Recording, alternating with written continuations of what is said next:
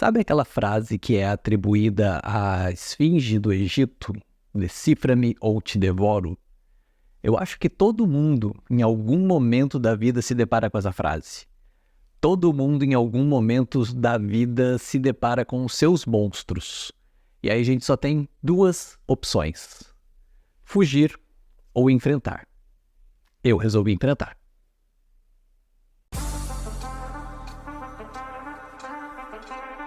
Oi, eu sou o Juliano Mendes e esse é o Tropeçando em Coisas, o meu podcast.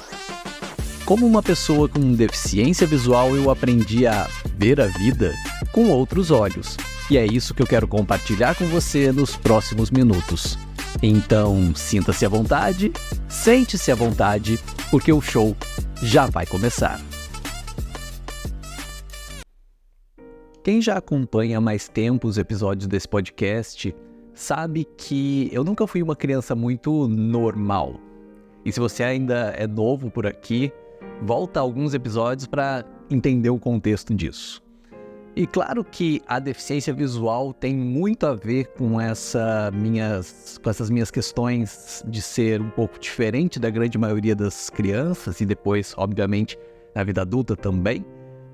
Mas além disso também existem fatores de individualidade, gostos pessoais, outras coisas que a gente pode até conversar num outro momento. Mas, sem dúvida nenhuma, a deficiência visual sempre foi um fator que me fez ser diferente da maioria das pessoas ao meu redor.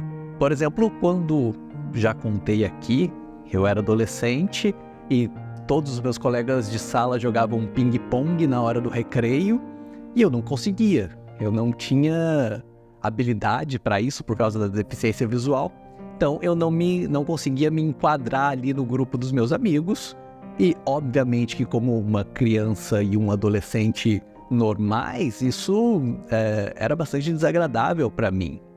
Mas durante muito tempo eu tive muita dificuldade de entender e de aceitar que isso tinha muito a ver com a deficiência visual e que isso poderia ser de alguma forma driblado, poderia ser feito algum tipo de adaptação da minha parte mesmo, para eu conseguir de alguma forma me juntar àquele contexto, me juntar àquele grupo de amigos que eu tanto queria.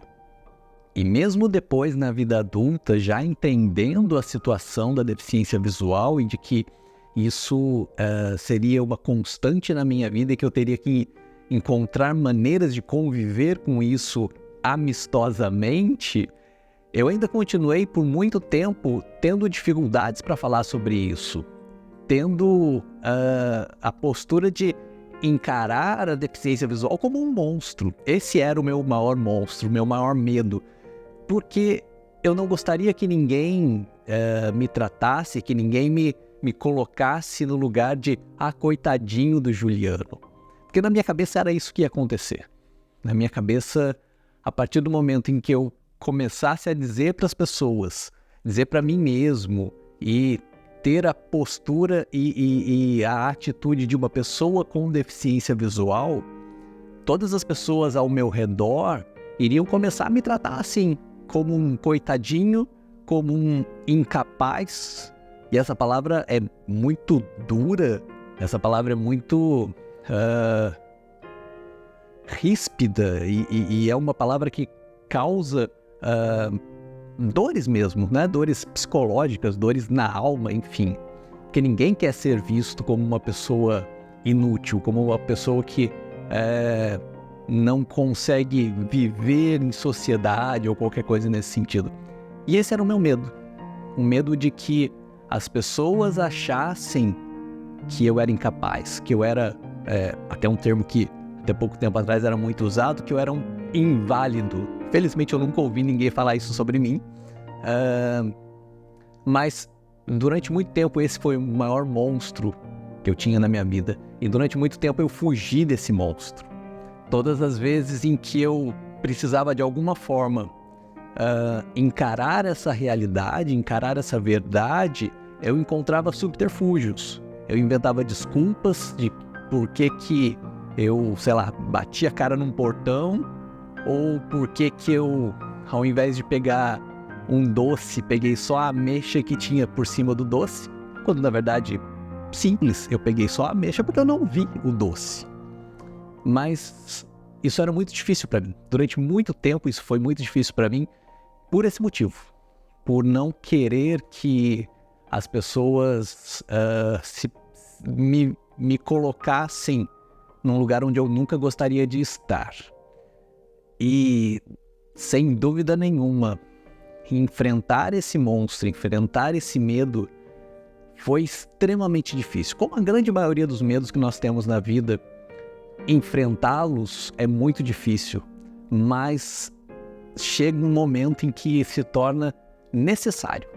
Chega um momento em que não dá para fugir, não dá para disfarçar, e ele se coloca muito presente e muito na nossa frente. E aí, como eu disse lá no começo do vídeo, ou a gente foge, ou a gente enfrenta. E o momento em que eu tive que começar a enfrentar esse medo de como as pessoas se comportariam comigo, de como as pessoas iriam me classificar, quando eu começasse a assumir essa postura de que eu sou uma pessoa com deficiência visual, eu tenho baixa visão. Isso aconteceu mais ou menos quando eu tinha uns 35 anos. Porque a deficiência começou a se tornar um pouco mais presente na minha vida. Eu notei que eu comecei a perder um pouco mais a visão, até também por uma questão de idade, né? O nosso corpo é uma máquina que, com o decorrer do tempo, ele vai sofrendo desgastes. Isso é absolutamente normal, e até por isso que a gente precisa cuidar muito bem da saúde, para que esse desgaste do tempo ele seja atenuado, ele seja mais leve, e que leve mais tempo, que demore mais tempo para ele acontecer. Então a gente precisa se alimentar bem, a gente precisa beber água, a gente precisa, na medida do possível, fazer uma atividade física. Tudo isso faz parte da vida, tudo isso ajuda a gente a ter longevidade, e longevidade com qualidade de vida. Então, quando eu estava ali no período mais ou menos dos 35 anos, eu comecei a perceber que a minha visão ela tinha diminuído bastante. Foi o período em que eu estava na faculdade de Direito, e isso impactou bastante na minha vida, porque foi no momento em que eu comecei a perceber que eu já estava com muita dificuldade, por exemplo, para ler livros físicos. E a gente sabe que a carreira de Direito requer muita leitura. Requer que os profissionais da área estejam lendo e se atualizando constantemente. E aí eu ia para a biblioteca da faculdade e começava a perceber que eu estava com muita dificuldade para leitura. E aí eu comecei a ter dificuldades também em sala de aula, como por exemplo para fazer provas. E aí eu comecei a entender que eu precisaria de ferramentas que me ajudassem a lidar com a deficiência. E aí veio tudo de uma vez só, veio tudo como um grande rolo compressor, e eu precisei aprender a lidar com isso. E eu precisei aprender a enfrentar os obstáculos. E foram muitos, como sempre, e claro que como na vida de todo mundo tem os seus obstáculos a enfrentar. E uma coisa que eu fui aprendendo a duras penas e de forma muito incisiva é que eu precisaria, durante muitos momentos, da ajuda de outras pessoas para várias coisas, e obviamente que a grande maioria de nós não gosta disso, não gosta de depender dos outros, e que junto com isso eu iria precisar da ajuda de pessoas que muitas vezes não estão prontas para ajudar, não estão dispostas para ajudar, e isso é um grande problema. Então, por exemplo, algo que foi muito presente na minha vida, algo que aconteceu e que foi muito marcante, é que eu passei a precisar de prova com fonte ampliada na faculdade, nos períodos de prova da faculdade. E acontecia um fato que era bem desgastante. Na secretaria da faculdade, com cerca de uma semana, 10 dias antes da semana de prova, fazia requerimento por escrito, dizendo que eu precisava de prova com fonte ampliada. Às vezes, na própria semana, alguns dias antes da semana de prova, eu passava na secretaria e conversava com as funcionárias da faculdade para saber se estava tudo ok com relação à minha prova. Sempre diziam que estava tudo ok, mas infelizmente em muitos momentos eu não tive acesso, pelo menos no momento, na hora da prova, na hora exata em que seria necessário, dessa ferramenta que para mim era tão importante naquele momento. Em várias provas eu fiz a solicitação de prova com fonte ampliada e essa solicitação não foi atendida. Em vários momentos o professor ou professora das disciplinas chegava para distribuir as provas e quando colocavam a prova na minha mesa, distribuíam a prova para mim, eu olhava e estava com as letras em tamanho normal, o que eu não conseguiria naquele momento fazer a prova. E muitas vezes eu perguntava para esse professor ou professora, olha, não tem prova com fonte ampliada para mim? E infelizmente, em muitas das vezes, a resposta era, infelizmente, a secretaria da faculdade não me forneceu. E aí era um momento em que eu passava por uma situação muito difícil para mim. Uma situação que me trazia muito constrangimento, me causava muita tristeza, porque aí eu tinha que ir atrás do pessoal da secretaria, esperar a boa vontade de alguém para imprimir uma prova com fonte ampliada. E muitas vezes eu tinha que ficar esperando na sala de aula, olhando todos os meus amigos fazendo prova, e eu pensando comigo, eu sei a matéria, dentro do esperado, né? Na grande maioria dos casos, é claro que a gente sempre tem um deslize ou outro, né? Época de escola, época de faculdade, isso é normal. Mas eu via todos os meus amigos fazendo prova e eu pensava, eu tô aqui parado, olhando as pessoas fazendo prova e eu não tenho condições de fazer por depender de outras pessoas. E isso era muito doloroso. Depender de outras pessoas não é algo bacana. É algo que muitas vezes, e principalmente no caso de pessoas com deficiência, é necessário, mas não é nada legal, porque você fica refém da boa vontade da outra pessoa ou do preparo da outra pessoa, porque às vezes tem algumas pessoas que até têm boa vontade, mas não têm preparo, não sabem exatamente como ajudar da forma correta. Por exemplo, no caso de cegos, né, cego total, tem toda uma forma correta de conduzir uma pessoa, de ajudar uma pessoa com cegueira a atravessar a rua. Não é simplesmente grudar no braço da pessoa e sair arrastando, né? Então, muitas vezes, as pessoas até têm boa vontade, mas não têm ali um preparo. Então, depender de outros é algo que, infelizmente, é muito presente na vida de pessoas com deficiência, é muito necessário em muitos casos, mas, infelizmente, não é bacana. É algo que, em muitos momentos, causa constrangimento, causa até traumas, eu diria. Eu tive que enfrentar isso na faculdade muitas vezes. Muitos colegas, e eu tive a sorte de ter colegas incríveis na minha sala de aula, colegas de faculdade com quem eu mantenho contato, mantenho amizade até hoje, e sempre me apoiaram muito, né? Eu sei de colegas que foram brigar por mim na coordenação da faculdade sem eu nem saber na época, eu fui saber depois. Mas muitas vezes essas situações, por mais dolorosas, por mais constrangedoras, por mais difíceis que sejam, elas precisam ser enfrentadas.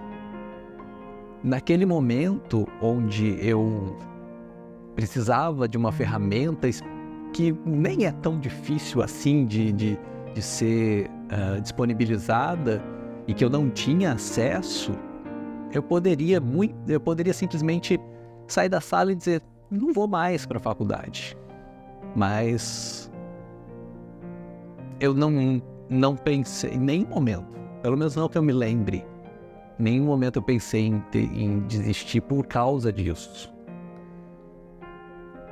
E quando eu digo isso, nem é para me engrandecer de forma nenhuma, nem é para dizer, nossa, como eu sou um guerreiro, como eu sou um homem forte, nada disso. Até porque eu não sou um homem forte, eu tenho muitas fraquezas. Mas é para mostrar que a gente precisa superar muitas coisas na vida. A gente precisa enfrentar muitas situações que não vão ser fáceis, mas mesmo correndo o risco de perder a batalha, não dá para não lutar. Não dá para escolher fugir, deitar no sofá de casa e ficar chorando, porque isso não resolve.